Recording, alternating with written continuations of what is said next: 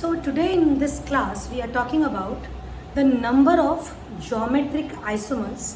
My dear students, कभी question इस तरीके से पूछता है कि write the number of configurations of. अगर कॉन्फ़िगरेशन पूछा तब भी we are talking nothing but about the stereo isomers. मतलब we are either asking about the optical isomers or about the geometric isomers. बड़ा interesting question on number of geometric isomers to understand. Now for example, if a compound has just one double bond, so it is an obvious thing that it will have two types of geometric isomers, that is one is cis and the other is trans. But suppose a compound contains two or more than two double bonds. Suppose a compound is like this. It contains two or it can be anything more than two. Then how many geometric isomers do we see? I hope you remember our concept of distereoisomers. Then when a compound contains more than one chiral centers, we say that 2 raised to n are the number of distereoisomers. They are also stereoisomers or configurational isomers only. But for geometric isomers the situation is slightly tricky. ठीक है, थोड़ा सा अच्छे से और detail में समझिए इस सिचुएशन को.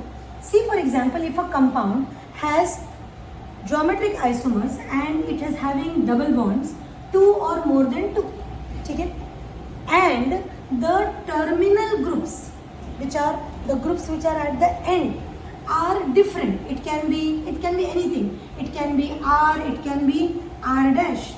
If the terminal groups are different, then the story is different. Okay, and suppose again the situation is that I am having double bonds, again two more than 2 or 2 double bonds, and if the terminal position, the substituents are same, ditto same, say for example methyl and methyl, then the situation is different. Okay, now see what is the rule. The rule says that if the substitutions, the terminal substitutions, I am talking about those substitutions which are at the end, if they are different, then the rule says then I will get 2 raised to n number of geometric or configurations or stereoisomers. एक ही बात है, right? जैसा rule हमारे डाइस्टीरियोआइसोमर्स के लिए था, same to same rule when the terminal groups are different. This is very important to know. But suppose if the terminal groups are same, this is important. If the terminal groups are same, then we do what? Then there are two situations that we can have.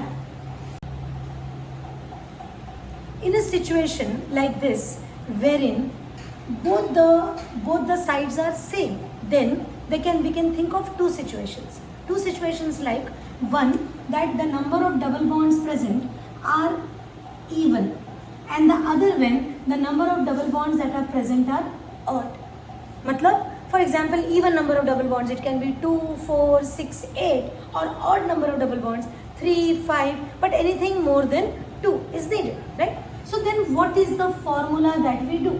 Do not see that formula is complex. It is a simple formula. Have a look. We do 2n minus 1 when the situation is such that value of n is even. This is very important to understand, and both the terminal groups are same. Then it is 2n minus 1 plus twice n by 2 minus 1. This is how the equation is when the number of double bonds are even. And when we say, for example, the number of double bonds are odd, then there is a very mild change in the equation, like 2n minus 1, मतलब as it is, plus twice n minus 1 upon 2. बस इतना ही फर्क है. Here we are doing n by 2 minus 1. Here we are subtracting n minus 1 upon 2. This is the case where different types of, if I sit and draw the way, for example, I sit and draw distereoisomers, or if I sit and draw cis and trans isomers for 2, 3 number of double bonds, it will become very tedious and very time consuming. But instead, if I use these equations, it will be a lot of help for me to understand how many chiral centers. how many, it will be very helpful to understand that how many different types of stereoisomers or configurational isomers or geometric isomers I'll be seeing. Now let us take one example so that we understand actually how to apply these equations. Example number 1. So this is your example number 1. Now have a look at this compound. It is having 2 double bonds. Matlab the value of n is equal to 2. And what you have to ask is whether the terminal functional groups or the groups that are attached to the terminal carbons are same or different. So here they are different. So if they are different, then the formula is 2 raised to n. 2 raised to 2 is equals to 4. This compound will have 4 stereoisomers or 4 geometric isomers. Now let us take the second example. 2,5-heptadiene. 2,5-heptadiene, I can write it as 1, 2, 3, 4, 5, 6, 7, 2, 5. 2 and 5 position पे 1, 2, 3, 4, 5. 5 position पे double bonds. This is 2,5-heptadiene. Now if you see the terminal groups, then both the terminal groups are same here. So my question will be that the number of double bonds that are present are even or they are odd. Yes, there are 2 double bonds, matlab they are even. Correct? 2 double bonds. The n value is 2. So the formula will be 2n minus 1 plus 2n by 2 minus 1. क्या करेंगे? See, 2n minus 1, 2 minus 1 plus 2n 2 by 2 minus 1. What do I get? 2 raised to 1 plus 2 by 2 is 1 minus 1 is 2 raised to 0. 2 raised to 1 is 2, 2 raised to 0 value is 1. So the total number of geometric isomers in a compound like this that I will get is 3. It will be 3 because of this formula. We need not draw and see. If you sit and draw, it becomes very complicated. Put it in the formula, it becomes easier. Let us take another example to explain the same. 2,5-octadiene. Octa is 8. 1, 2, 3, 4, 5, 6, 7, 8. And 2 and 5. 1, 2, 3, 4, 5. 2,5-octadiene.